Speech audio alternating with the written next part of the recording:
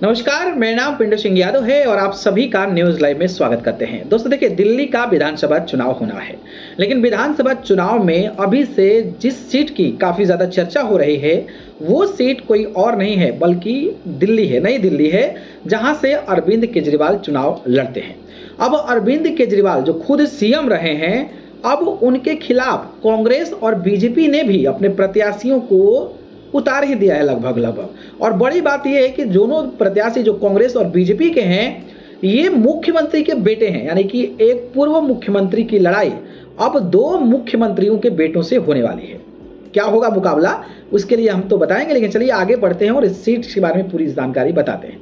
जी हाँ, बात करें तो दिल्ली विधानसभा चुनाव की सबसे हॉट सीट नई दिल्ली पर इस बार बेहद दिलचस्प मुकाबला देखने को मिला है। इस सीट से मौजूदा विधायक और आम आदमी पार्टी के राष्ट्रीय संयोजक अरविंद केजरीवाल के खिलाफ बीजेपी और कांग्रेस के उम्मीदवार के तौर पर दिल्ली के पूर्व मुख्यमंत्रियों के बेटे जो है मैदान में होंगे। दरअसल दिल्ली के पूर्व मुख्यमंत्री साहिब सिंह वर्मा के बेटे प्रवेश वर्मा ने शनिवार को कहा कि उन्हें नई दिल्ली सीट से चुनाव लड़ने के लिए तैयार रहने को कहा गया है।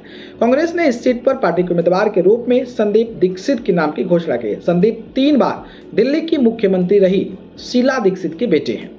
इससे पहले शुक्रवार को एक कार्यक्रम में अरविंद केजरीवाल ने उन अफवाहों को खारिज कर दिया कि वो अगले साल होने वाले विधानसभा चुनाव में नई दिल्ली सीट छोड़कर किसी अन्य निर्वाचन क्षेत्र में जाने वाले नहीं हैं।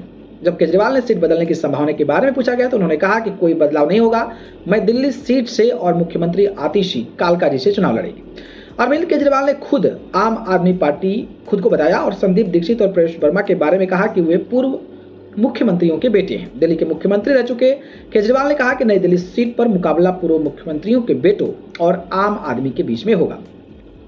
लोकसभा में पश्चिमी दिल्ली निर्वाचन क्षेत्र का प्रतिनिधित्व कर चुके प्रवेश वर्मा ने कहा कि मेरी पार्टी ने मुझे नई दिल्ली से सीट से तैयारी करने को कहा है। उन्होंने कहा कि बीजेपी उम्मीदवारों की सूची अभी जारी होनी है। वर्मा ने कहा कि केजरीवाल ने 2013 से विधानसभा में 3 बार नई दिल्ली क्षेत्र का प्रतिनिधित्व करने के बावजूद अपने वादे पूरे नहीं किए। उन्होंने विश्वास जताया कि बीजेपी नई दिल्ली सीट जीतेगी।